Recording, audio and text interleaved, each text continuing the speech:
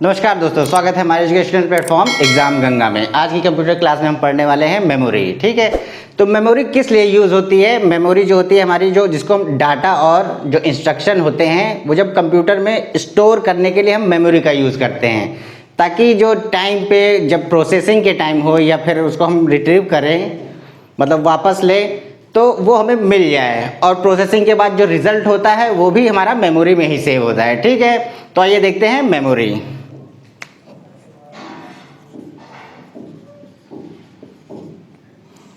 Computer में memory होती है दो तरीके की। पहली होती है प्राइमरी, जिसको हम क्या कहते हैं, मेन मेमोरी।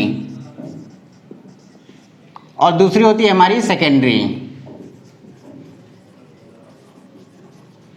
जिसको हम ऑक्सिलरी भी कहते हैं, ऑक्सिलरी मेमोरी या फिर सहायक मेमोरी हिंदी में। और ये है प्राथमिक मेमोरी। तो देखते हैं, आइए देखते हैं प्राइमरी मेमोरी में। ठीक है, इसमें पहले होता है हमारा वोलाटाइल। ठीक है, वोलाटाइल, वोलाटाइल मतलब अस्थाई मेमोरी, अस्थाई। दूसरा होता है हमारा कैश,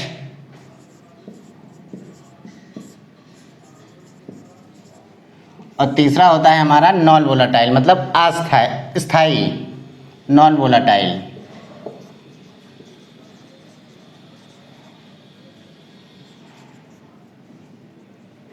स्थाई। अच्छा, ये वोलाटाइल क्या होता है? वोलाटाइल होता है कि जब हम कंप्यूटर को बंद कर देते हैं तो जो उसमें जो प्रोग्राम और इंस्ट्रक्शन सेव होते हैं वो गायब हो जाते हैं। ठीक है, उड़ जाते हैं, मतलब नष्ट हो जाते हैं। तो उसको हम क्या कहते हैं? वोलाटाइल मतलब अस्थाई। मतलब जो है उसमें जो हमने स्टोर किया था डाटा, इंस्ट्रक्शन वगैरह, वो सब नष्ट हो जाता है। ठीक है, और नॉन वोलाटाइल जस्ट उसका अपोजिट हो गया। मतलब जब हम कंप्यूटर बंद कर देते हैं तो हमारा जो डाटा और इंस्ट्रक्शन होता है वो गायब नहीं होता है। ठीक है, तो अगली बार जब हम चालू करते हैं तो हमको वही मिल जाता है। ठीक है, तो आइए देखते हैं सबसे पहले वोलाटाइल। वोलाटाइल में होती है हमारी RAM.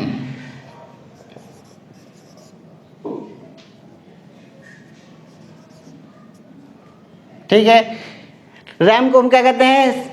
Random access memory, random access memory. ठीक है, रैंडम एक्सेस मेमोरी। ठीक है, तो इसमें क्या होता है, ये इसमें जो हम डाटा और इंस्ट्रक्शन जो स्टोर करते हैं वो जब कंप्यूटर बंद हो जाता है तो उसके बाद जब हम चालू करते हैं तो हमें डाटा और इंस्ट्रक्शन वहाँ नहीं मिलता है। ठीक है, तो ये हो गई हमारी अस्थाई मेमोरी। रैम के भी दो प्रकार होते हैं, एक होती है डी रैम, जिसको हम डायनेमिक रैम कहते हैं, और एक होती है एस रैम, जिसको हम क्या कहते हैं? Static RAM. डायनेमिक रैम जान लीजिए क्या होती है। डायनेमिक रैम में ना प्रत्येक सेकंड में, हर एक सेकंड में सैकड़ों बार इसको रिफ्रेश करना होता है। ठीक है, रिफ्रेश करते हैं और इसको रीराइट भी कर सकते हैं, करते हैं, उसको ज़रूरी होता है। तो इसमें जो डाटा होता है वो जब लाइट चली जाती है तो वो नष्ट हो जाता है। ठीक है, लेकिन इसके अपोजिट होती है एस रैम। इसमें एक बार में डाटा राइट करते चले जाते हैं, उसको रिफ्रेश करने की ज़रूरत हमको नहीं पड़ती है। ठीक है, और जब लाइट चली जाती है या कंप्यूटर बंद हो जाता है, जब दोबारा ऑन करते हैं तो हमें डाटा मिल जाता है। तो कई बार देखा होगा ना आपने कि कोई आप प्रोजेक्ट कर रहे हो तो उसमें जब कंप्यूटर की सप्लाई बंद हो जाती है तो जब दोबारा जब ऑन करते हैं तो उसमें एक मैसेज बॉक्स पहले लिख के आता है कि your previous data is not saved, do you want to save it. तो ये जो होता है ये एस रैम का काम होता है। ठीक है, तो रैम हमारी बनी होती है सेमीकंडक्टर से। ठीक है, तो सेमीकंडक्टर किससे बना होता है? सिलिकॉन चिप से बना होता है। सिलिकॉन चिप्स क्या होती है? आईसीज होती हैं। आईसी क्या हमने बताया? Integrated circuits. पहली क्लास में हम आपको बता चुके हैं आईसी इंटीग्रेटेड सर्किट।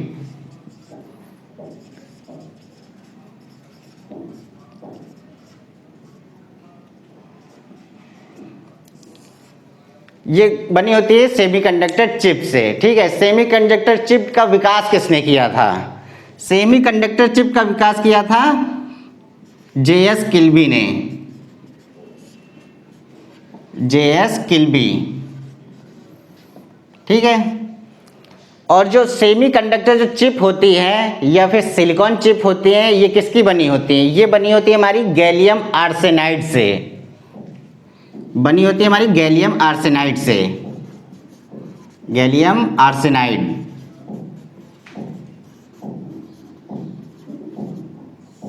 ठीक है, तो ये बात हो गई हमारी रैम की। ठीक है, अब कैश मेमोरी क्या होती है? कैश मेमोरी के समझने से पहले हम जान लेते हैं कि रैम जो होती है, जो हमारा जो सीपीयू होता है वो सीधा रैम से प्रोसेसिंग के लिए डाटा उठाता है। ठीक है, लेकिन जो डाटा प्राप्त जो करता है उसकी स्पीड धीमे होती है बजाय उसके कि उसको प्रोसेस करने के। ठीक है, प्रोसेसिंग की स्पीड तेज होती है लेकिन जो डाटा जो निकालता है उसकी स्पीड धीरे होती है। तो ये जो मिसमैच होता है इसको दूर करने के लिए हम कैश मेमोरी का यूज़ करते हैं। ठीक है, तो कैश मेमोरी एक ब्रिज का काम करती है, किसके बीच में? प्राइमरी मेमोरी यानी रैम और सीपीयू के बीच में। ठीक है, ताकि उसको प्रोसेसिंग के लिए जो डाटा चाहिए वो आराम से मिल जाए। ठीक है, उसमें कोई मिसमैच ना हो। तो एक ब्रिज का या फिर हम कह सकते हैं बफर का काम करती है। जैसे प्राइमरी मेमोरी हो गई, ठीक है, अब आती है बीच में कैश मेमोरी और बाद में आता है हमारा सीपीयू। सीपीयू जो होता है प्राइमरी मेमोरी से डाटा लेता है। ठीक है, यहीं से उठाता है और प्रोसेस करता है, लेकिन प्रोसेस की स्पीड तेज होती है बजाय उसके कि उसके डाटा रिट्रीव करने के। ठीक है, तो इसी को मिसमैच दूर करने के लिए हम कैश मेमोरी जोड़ते हैं। अब सीपीयू सीधा कैश मेमोरी से डाटा उठाएगा। ठीक है, और जो प्राइमरी मेमोरी है वो सीधे कैश मेमोरी में डाटा ट्रांसफ़र करती है। तो ये काफ़ी तेज होती है।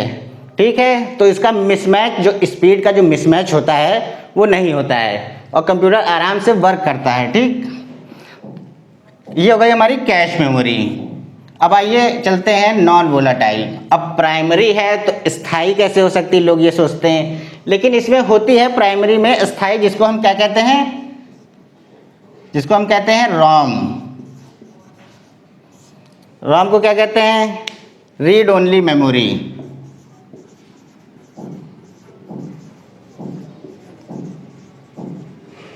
रीड ओनली मेमोरी मतलब केवल इस मेमोरी को रीड किया जा सकता है। ठीक है, केवल इसको पढ़ा जा सकता है, बाकी इसको राइट नहीं किया जाता है और नष्ट नहीं किया जा सकता है। क्योंकि जो कंप्यूटर बनाती हैं जो कंपनियां, वो जो मदरबोर्ड जब बनाती हैं सीपीयू, तो उसी में ये इनबिल्ट होती है, इनबिल्ट होती है। और रीड ओनली मेमोरी में जो डाटा और जो इंस्ट्रक्शन सेव किए जाते हैं वो फ्यूज लिंक के जरिए सेव किए जाते हैं। Fuse link, fuse link, fuse link के जरिए सेव कर दिए जाते हैं। जो एक बार जब डाटा सेव हो जाता है तो फ्यूज लिंक को जला दिया जाता है। ठीक है, जिससे इसको हम राइट नहीं कर पाते हैं दोबारा। ठीक, ना डिलीट कर पाएंगे। तो फ्यूज लिंक से हमने उसको जला दिया। अब इसी को जलाने को कहते हैं burning in the data, burning कहते हैं। मतलब एक बार हमने डाटा डाल दिया तो उसको हम नष्ट नहीं कर सकते हैं, ना बदल सकते हैं। ठीक है, तो ये हो गई हमारी रोम। अब रोम के भी होते हैं एक और पार्ट, जिसे को हम कहते हैं प्रोम, PROM। ये हो गई हमारी प्रोग्रामेबल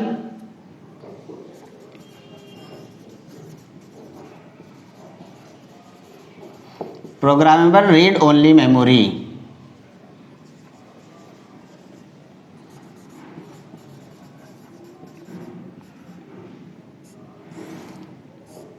तो ये ऐसी रोम होती है जिसको हम प्रोग्राम कर सकते हैं और सिर्फ एक ही बार प्रोग्राम कर सकते हैं। ठीक है, इसमें हाई वोल्टेज के द्वारा, हाई वोल्टेज से हम इसमें डाटा राइट कर सकते हैं और एक बार राइट हो गया तो ये क्या बन जाएगी? रोम बन जाएगी।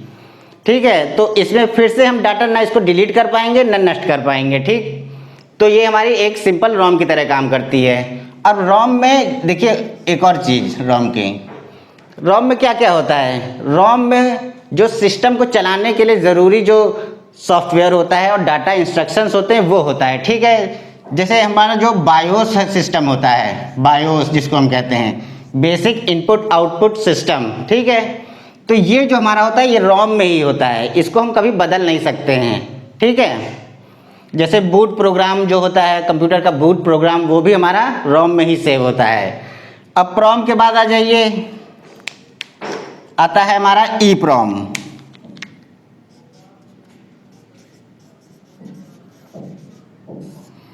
ई प्रोम, ठीक है।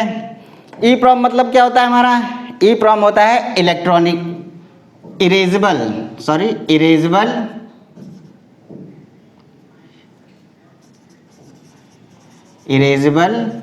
Read only memory.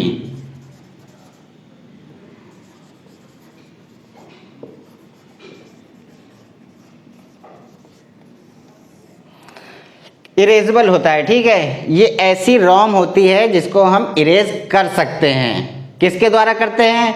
इसमें हम यूज करते हैं अल्ट्रा वायलेट रेज का, यूवी रेज। यूवी रेज से हम जो उसमें जो डाटा है, इंस्ट्रक्शन है, उसको हम डिलीट कर सकते हैं और नया डाटा उसमें भर सकते हैं, ठीक है। तो इसके बाद आते हैं ई प्रोम। यहाँ शायद दिख रहा ना हो, यहाँ पे देख लीजिए ई प्रोम।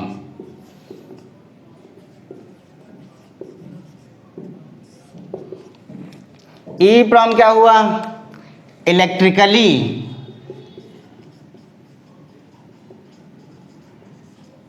इरेजेबल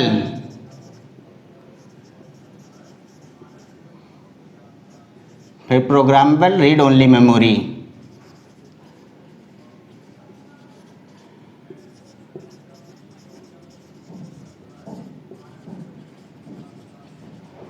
अब जैसे नाम से ही पता चल रहा है कि इलेक्ट्रिकली इरेजेबल, मतलब जो हाई वोल्टेज से हम इसको डिलीट कर सकते हैं, ठीक है। इसमें जो डाटा है, इंस्ट्रक्शन हमने जो स्टोर किया है उसको हम डिलीट कर सकते हैं, ठीक है। तो जो ई प्रोम है वो आजकल कहाँ यूज़ होती है? वो यूज़ होती है हमारे स्मार्टफोन में। उसमें आता है ना रैम रोम, जो उसकी रोम होती है वो ई प्रोम ही होती है, क्योंकि हम इलेक्ट्रिकली उसको इरेज कर सकते हैं। कोई भी जो डाटा है, जो भी हमने कुछ इसमें सेव किया है, उसको इरेज किया जा सकता है, ठीक है। तो ई प्रोम हो गई हमारी, प्रोम और ई प्रोम, ठीक है। अब हम बात करते हैं कंप्यूटर की जो मेमोरी होती है उसकी मेजरमेंट की, ठीक है, उसकी माप की। तो आइए बात करते हैं कंप्यूटर की मेमोरी की मेजरमेंट की, मतलब माप की, बिट बाइट की, ठीक है। तो कंप्यूटर की जो सबसे छोटी मेमोरी की यूनिट होती है उसको हम क्या कहते हैं? उसको हम कहते हैं बिट, ठीक है। बिट जो होती है सबसे छोटी यूनिट होती है, ठीक है। अब 8 बिट किसके बराबर होती है? 1 बाइट के बराबर होती है, ठीक है। लेकिन इससे पहले इसके बीच में भी एक यूनिट होती है जो एग्जाम में बहुत ज़्यादा पूछी जाती है, ठीक है। इसके बीच वाली यूनिट, ये तो सबको पता रहती है। अब आती है हमारी ये 4 बिट। 4 बिट बराबर क्या होता है? 4 बिट बराबर होता है हमारा 1 निब्बल, ठीक है। ये जो यूनिट है ये बहुत पूछी जाती है। 4 बिट बराबर 1 निब्बल। अब 8 बिट क्या हो गया? 1 बाइट हो गया, और इसमें क्या कितने बराबर हो गया निब्बल? 2 निब्बल के, ठीक है। ये जो यूनिट है ये इसको याद रखना है, ये ज़्यादातर पूछी जाती है एग्जाम में, बहुत मोस्ट इम्पॉर्टेंट है ये, ठीक है। अब आते हैं अब बाइट से। अब ये सबको पता रहती है 1024 बाइट बराबर 1 KB, 1 KB जिसको हम क्या कहते हैं? Kilo byte.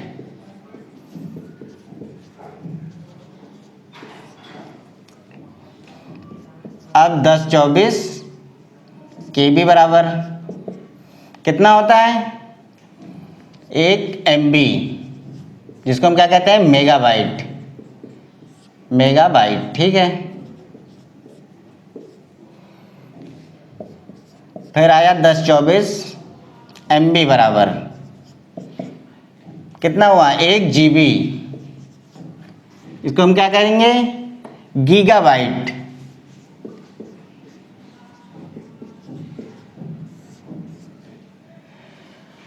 अब 1024 गीगाबाइट मतलब जीबी बराबर कितना होता है 1 टीबी मतलब टेराबाइट। अब आइए 1024 फिर से टीबी बराबर कितना 1 पेटाबाइट।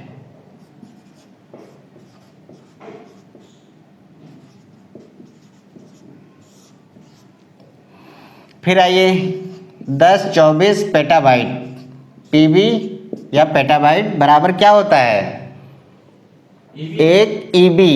ईबी मतलब क्या होता है एक्साबाइट। एक्साबाइट ठीक है।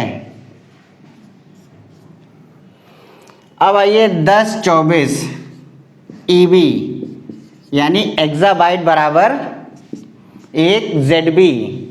जेडबी को हम क्या कहते हैं जेटाबाइट। जेटाबाइट ठीक है।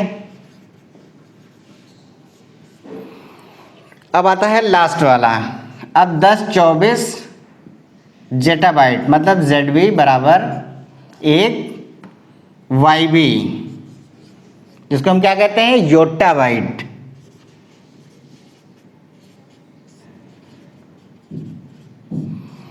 ये हमारी हो गई मेमोरी की माप ठीक है। तो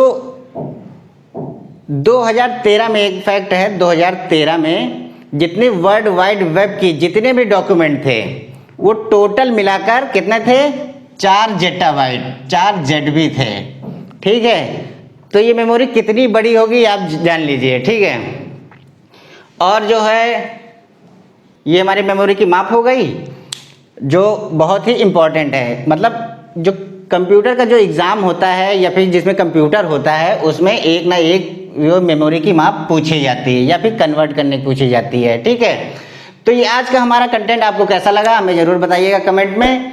अगर आपको अच्छा लगा तो हमारे वीडियो को लाइक कीजिए हमारे चैनल को सब्सक्राइब कीजिए और शेयर कीजिए ठीक है। तो मिलते हैं नेक्स्ट वीडियो में तब तक के लिए थैंक यू।